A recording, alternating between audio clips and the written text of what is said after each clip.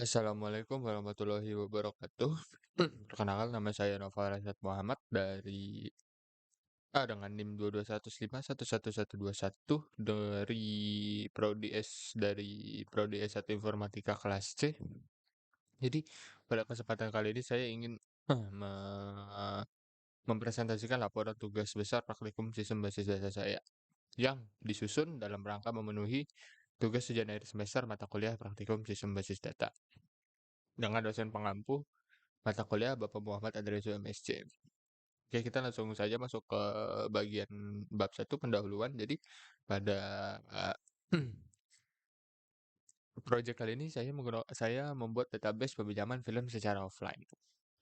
Jadi, database peminjaman film secara offline itu adalah sebuah sistem yang dirancang untuk mencatat dan mengelola peminjaman film secara manual atau secara offline. Database ini mencakup informasi tentang film yang tersedia, anggota yang meminjam film, dan riwayat peminjaman. Struktur database terse- struktur database peminjaman film ini dapat mencakup beberapa tabel di antaranya. Yang pertama itu tabel list film. Tabel ini berisi daftar film yang tersedia untuk dipinjam. Setiap entry dalam tabel ini mungkin mencakup informasi seperti judul film, genre film, tahun rilis, dan identitas lain seperti kode filmnya dan lain-lain. Lalu selanjutnya ada tabel customer. Tabel ini berisi informasi tentang pelanggan yang meminjam film. Yang meminjam film. Setiap entry dalam tabel ini mungkin mencakup data seperti ID customer, nama customer, email customer, dan nomor telepon. Selanjutnya ada tabel kelompok film. Tabel ini berisi harga dari film yang akan dipinjam berdasarkan genre. Setiap entry dalam tabel ini berisi informasi seperti genre film dan harga film tersebut berdasarkan genrenya. Lalu selanjutnya ada tabel notification, yang tabel ini berfungsi untuk memberikan informasi atau pemberitahuan kepada pegawai apabila ada customer yang meminjam film, kemudian customer tersebut telah melewati dari batas peminjaman. Selanjutnya ada tabel order. Tabel ini berisi pesanan dari setiap customer. Setiap entry dalam tabel ini berisi ID customer dan berfungsi agar pegawai itu tahu siapa yang meminjam film. Kemudian ada order date yang berfungsi untuk mencatat tanggal dari film yang dipinjam. Dan yang terakhir ada order total yang berfungsi mentotal seluruh harga dari film yang dipinjam. Selanjutnya ada tabel pegawai. Tabel ini berisi data dari pegawai yang bekerja di peminjaman film ini. Setiap entry dalam tabel ini berisi ID pegawai yang berguna untuk mencatat ID dari setiap pegawai. Kemudian ada nama pegawai yang berguna untuk mencatat nama setiap pegawai. Lalu ada alamat yang berguna untuk mencatat alamat setiap pegawai. Dan yang terakhir ada nomor telepon yang berguna untuk mencatat nomor telepon dari setiap pegawai yang bekerja. Lalu kita masuk ke bab 2, yaitu perancangan database. Nah, bisa dilihat berikut ini adalah tabel database yang digunakan. Jadi total ada 6 tabel yang dari customer, kelompok film, list film, notification, order, dan pegawai. Dan berikut ini adalah HIRA seperti yang bisa dilihat.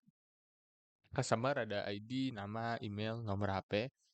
Lalu customer ini melakukan order. Dan dalam tabel ini berisi ID customer, order date, dan order total. Nah, selanjutnya ada tabel list film yang berisi kode film, judul film, genre film, jumlah film. Nah, jadi film ini dipinjam dan masuk ke dalam order juga. Lalu saja list film ini juga berkaitan dengan kelompok film untuk menentukan harga sewa filmnya. Lalu selanjutnya dari order ini dilayani oleh pegawai yang berisi nomor telepon, alamat, nama pegawai, dan ID pegawai. Lalu tadi ada notifications ya,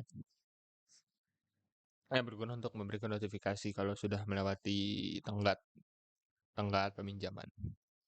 Nah, berikutnya adalah isi dari tabel customer. Bisa dilihat ada ID customer, nama customer, email customer, dan nomor HP-nya. Selanjutnya ada list film, ada kode film, judul film, genre film, jumlah film. Selanjutnya ada ini kelompok filmnya, tadi untuk menentukan harga dari filmnya. Selanjutnya ada tabel pegawai, ada ID pegawai, nama pegawai, alamat, dan nomor telepon. Selanjutnya ada tabel order, ya ID customer, order rate, dan order total. Nah, selanjutnya kita masuk ke pengimplementasian. Yang pertama itu ada fungsi. Jadi fungsi itu dibagi 3, ada date function. Ini berfungsi untuk mencatat tanggal, tanggal dan hari customer meminjam gitu. Jadi suatu hari Budi ingin meminjam pada hari Senin tanggal 13 Februari. Nah, maka pegawai pun mencatat menggunakan sintaks berikut ini untuk mencatat peminjamannya si Budi ini gitu pada tanggal 13 bulan 2 dan 2023. Selanjutnya ada string function yang jadi berguna. Jadi pada, yang ini saya menggunakan string function ini untuk mengetahui ada berapa banyak huruf dalam buku Around the World ini. Jadi, si Anton, meminta kepada pegawai untuk mengetikkan maka pegawai pun mengetikkan sintaks berikut ini dan total ada 14 maaf, 14 huruf dalam kata Around the World. Selanjutnya ada amat function ini untuk mengetahui berapa harga dari buku yang ingin dipinjam. Terus selanjutnya ada SQL Qualys. Jadi SQL Qualys ini dibagi 3. Yang pertama itu ada Qualys. Suatu hari pegawai di penyewaan film ini, dia tuh lupa salah satu nomor telepon dari peminjamnya yang bernama Budi. Maka ia menggunakan data-data yang ada untuk mencari tahu nomor Budi. Seperti yang bisa dilihat, nah jadi dia menggunakan data-data seperti ID customer-nya berapa, ya kan ID customer-nya 1, nah jadi dia langsung menunjukkan nomor HP-nya Budi berikut ini. Berikutnya ada greatest and least. Greatest and least, nah suatu hari, eee, pegawai ingin tahu kayak apa sih film yang, yang harganya paling mahal dan harganya paling rendah gitu. Jadi ingin dibuat diskon gitulah istilahnya. Jadi kalau yang misalkan terlalu mahal mungkin bisa dibuat diskon. Nah, jadi ya kan dia pun maka pegawai pun menggunakan sintaks di bawah ini untuk mengetahui ternyata yang paling mahal itu ada film action dan yang paling murah itu adalah film historical karena mungkin banyak maaf, jarang orang yang menonton film historical ya, kalau action kan banyak banget gitu ya. Nah, lain-lain terakhir itu ada Isnul. Nah, jadi suatu hari pegawai itu, pengen tahu kayak, siapa sih yang, yang meminjam film tapi nggak masukin emailnya gitu. Makanya pun menggunakan sintaks di bawah ini dan, ketahuan ternyata si Dina yang tidak memasukkan emailnya gitu. Makanya dihitung satu yang tidak mencantumkan email. Lalu selanjutnya ada penguncian tabel. Nah, jadi penguncian tabel ini dibagi menjadi 2. Jadi, pada suatu hari manajer penyewaan film melakukan beberapa perubahan pada database penyewaan film. Seperti contohnya melakukan penguncian tabel pegawai dan harga penyewaan agar tidak dapat diubah seenaknya oleh para pegawai penyewaan film penyewa film berikut ini yang ia terapkan. Nah, jadi bisa dilihat manajer itu mengunci tabel pegawai dan tabel kelompok film. Jadi supaya nggak diubah-ubah sama pegawainya.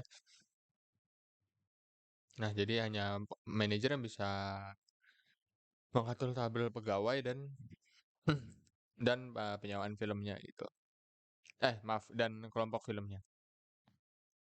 Nah, sebenarnya pegawai itu juga masih bisa untuk, melakukan perubahan pada kelompok film, tapi, dengan syarat persetujuan dari manajer gitu. Jadi seperti yang bisa dilihat, ini manajernya melakukan lock table read ya. Nah, eee, suatu hari si pegawainya itu pengen masukin ini baru, apa namanya, genre baru. Nah, jadi bisa dilihat ingin masukkan genre baru, jadi, dia pun meminta request kepada manajer dan manajer pun kalau di ACC oleh manajer maka manajer pun akan melakukan, apa namanya, meng-approve dan meng-unlock table dari yang kelompok film tadi, tuh. Selanjutnya ada, perintah TCL, commit dan rollback. Nah, jadi yang perintah TCL ini hanya satu, jadi saya gabungin semua gitu. Jadi, pertama-tama kita memulai transaksi baru dengan menggunakan kata kunci begin. Kemudian kita memasukkan ke dalam tabel customer dengan informasi pelanggan. Selanjutnya kita membuat save point bernama sebelum order menggunakan kata kunci save point. Kemudian memasukkan ke dalam tabel order dengan detail pesanan dan customer ID dari pelanggan yang baru dimasukkan. Kemudian kita membuat save point lain bernama after order. Pada titik ini kita dapat memilih untuk melakukan transaksi dengan menggunakan kata kunci commit atau kembali ke save point before order jika terjadi kesalahan. menggunakan kata kunci rollback to save point. Jika transaksi berhasil, perintah commit akan menyimpan perubahan secara permanen ke database. Jika ada kesalahan pada titik manapun dalam transaksi, kita dapat memutar kembali dengan kembali ke save point before order. Jadi seperti itu untuk penggunaan perintah TCL MySQL transaction statement. Selanjutnya kita masuk ke dalam store procedure 1. Jadi store procedure itu dibagi jadi 3 ya.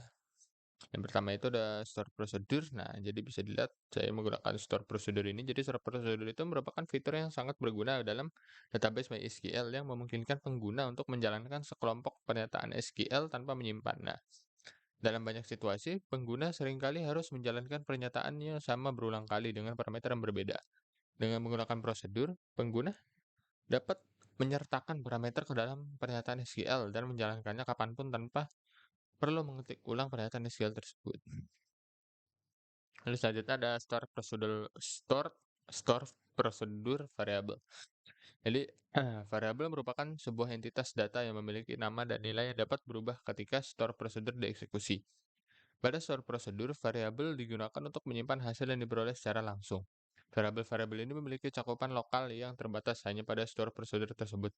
Sebelum dapat digunakan, variabel harus dinyatakan atau dideklarasikan terlebih dahulu. Nah, ini berikut pengimplementasiannya yang saya sudah lakukan. Nah, selanjutnya ada store prosedur menggunakan parameter. Jadi, singkatnya, store prosedur yang menggunakan parameter itu berguna untuk membuat store prosedur lebih berguna dan dapat digunakan kembali. Jadi, seperti berikut ini yang sudah saya buat prosedur menggunakan parameternya. Lalu yang terakhir ada menampilkan store prosedur. Nah, berikut ini adalah store prosedur yang sudah dibuat. Berikut ini.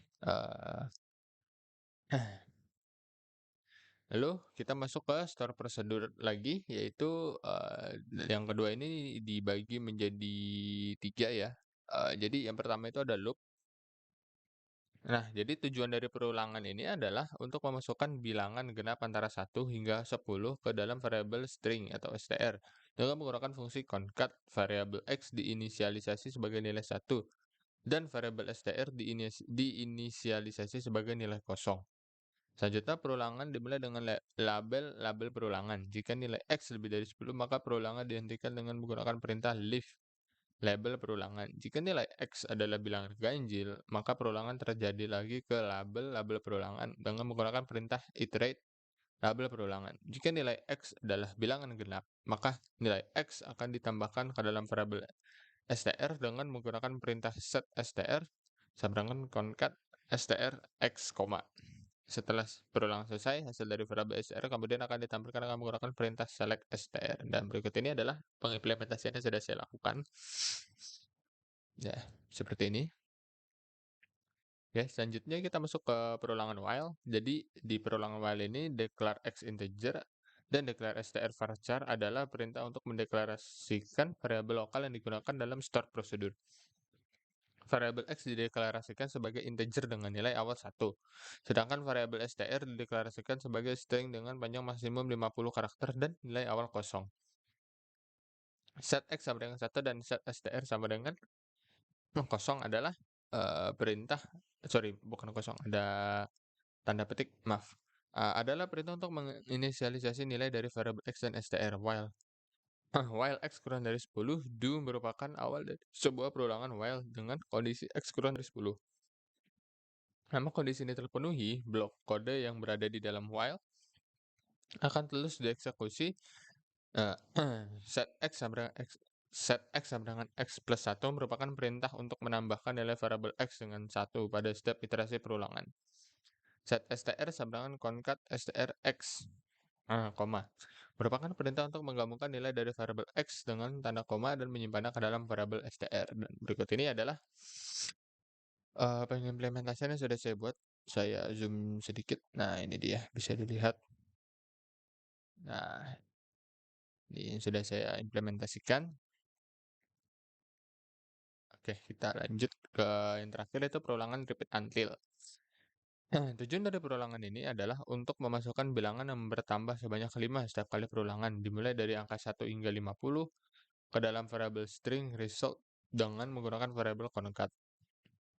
Variabel counter diinisialisasi dengan nilai 1 dan variabel result diinisialisasi dengan nilai 0. Lalu perulangan dimulai repeat until, di mana perulangan akan terus berulang hingga nilai counter sampai lebih dari 50. Setiap kali perulangan dilakukan, nilai counter akan ditambahkan dengan 5 dan nilai counter tersebut akan dimasukkan ke dalam variabel result dengan menggunakan perintah set result sama dengan concat. Perulangan akan terus dilakukan sampai mencapai angka 50. Setelah perulangan selesai, hasil dari variabel result akan ditampilkan dengan menggunakan perintah select result. Lalu selanjutnya ada stored function, kita masuk ke dalam stored function. Jadi stored function ini hanya ada satu ya, saya jadi nah, jadi suatu hari Ali datang ke peminjaman film, dia melihat banyak sekali koleksi filmnya. Ia pun penasaran berapa harga total dari seluruh genre film yang ada. Maka ia pun datang ke salah satu pegawai dan memberitahu pada pegawai, dan pegawai pun mengetik sintaks pada domain dan memberitahu kepada Ali. Nah, bisa dilihat.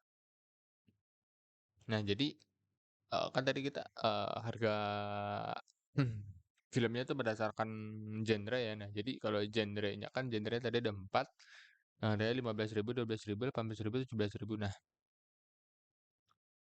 jadi total dari seluruh harga sewa dari genre ini adalah 62.000 gitu. Total semuanya. Oke, jadi seperti itu. Kita lanjut ke trigger tingkat lanjut. Jadi trigger tingkat lanjut ini ada 3. Yang pertama itu ada trigger before update. Nah, jadi dalam contoh kasus ini tujuan dari trigger before update adalah untuk memastikan bahwa stok barang tidak akan menjadi negatif ketika ada perubahan atau update pada kolom jumlah film. Trigger akan dieksekusi sebelum pembaruan benar-benar dilakukan. Jika setelah pembaruan nilai jumlah film menjadi negatif, maka trigger akan melemparkan error dengan pesan stok tidak boleh negatif menggunakan perintah signal SQL set 45000. Sebagai hasilnya, pembaruan tersebut tidak akan diterapkan ke dalam tabel dan stok barang akan tetap konsisten dengan kebijakan bahwa stok tidak boleh negatif. Seperti ini, pengaplikasiannya sudah saya lakukan. Oke. Selanjutnya, kita ada trigger after update. Nah, dalam contoh ini trigger cek harga produk akan dijalankan sebelum setiap operasi penambahan pada data pada tabel kelompok film. Trigger akan memeriksa apakah nilai harga produk yang baru dimasukkan tidak negatif. Jika nilai harga negatif, maka trigger akan menghentikan operasi penambahan data dan memberikan pesan kesalahan. Oke, lalu yang terakhir ada trigger after insert. Trigger tersebut diberi nama notify admin setelah kata kunci after insert on order. Artinya trigger akan dipicu setelah ada operasi insert pada tabel order. For each row menandakan bahwa trigger ini akan dieksekusi untuk setiap baris yang ditambahkan ke tabel order. Dalam blok begin end, kita menentukan tindakan yang akan dilakukan setelah insert dilakukan. Pada contoh di atas, tindakan yang diambil adalah melakukan operasi insert ke dalam tabel notifikasi dengan pesan notifikasi yang sesuai dan menggunakan fungsi now untuk mengambil waktu saat ini. Ini seperti ini untuk trigger after insert yang sudah saya aplikasikan dalam database saya. Lalu kita masuk ke pengimplementasian terakhir, yaitu administration. Nah, bisa dilihat. Jadi yang pertama itu ada create user. Nah, jadi kayak ibaratnya suatu hari ada orang yang di bawah manajer gitu istilahnya, itu kayak dia berkuasa tapi tidak lebih dari manajer gitu. Nah, jadi orang baru itu bernama Naufal gitu misalnya. Nah, jadi si manajer pun membuat user database baru dengan nama Naufal gitu, dengan identified by password. Nih, bisa dilihat seperti ini, saya menambahkan create user Naufal seperti ini. Nah, selanjutnya manajer pun melakukan grant privilege untuk user Naufal ini. Jadi Naufal ini bisa melakukan update kepada list film yang baru gitu ya. Bisa dilihat, nah manajer melakukan grant privilege kepada Naufal pada tabel list film. Jadi Naufal punya hak untuk mengedit dari tabel list film ini gitu. Nah, selanjutnya ada revoke privilege. Nah, jadi si novel misalnya melakukan ini, apa namanya, menyalahgunakan hak akses list film inilah. Nah, manajer pun, menghapus, privilege dari novel, jadi sekarang novel itu tidak memiliki privilege apa-apa, seperti itu. Nah, jadi, sebagai penutup, dalam penutup pada database peminjaman film offline ini yang didesain menggunakan MySQL adalah solusi yang efisien untuk mengelola sistem peminjaman film secara offline. Database ini dapat digunakan oleh sebuah toko yang menyediakan layanan peminjaman film kepada pelanggan mereka. Database ini memiliki beberapa tabel utama seperti tabel list film untuk menyimpan informasi tentang film yang tersedia, tabel customer untuk menyimpan data anggota yang melakukan peminjaman, tabel order untuk mencatat transaksi peminjaman film, dan tabel kelompok film untuk melihat harga dari film yang disediakan. Selain itu, database ini juga memiliki tabel lainnya seperti tabel pegawai untuk mencatat beberapa data dari pegawai yang bekerja dan tabel notifikasi yang bertujuan untuk memberikan pesan peringatan apabila ada customer yang melewati batas tenggat meminjam. Selanjutnya ada dengan menggunakan database ini, toko dapat dengan mudah mencatat informasi film dan customer, serta mengelola transaksi peminjaman dan pengembalian film dengan cepat dan efisien. Database ini juga memungkinkan adanya fitur pencarian film berdasarkan kategori atau judul, memeriksa ketersediaan film sebelum peminjaman, dan melacak riwayat peminjaman anggota.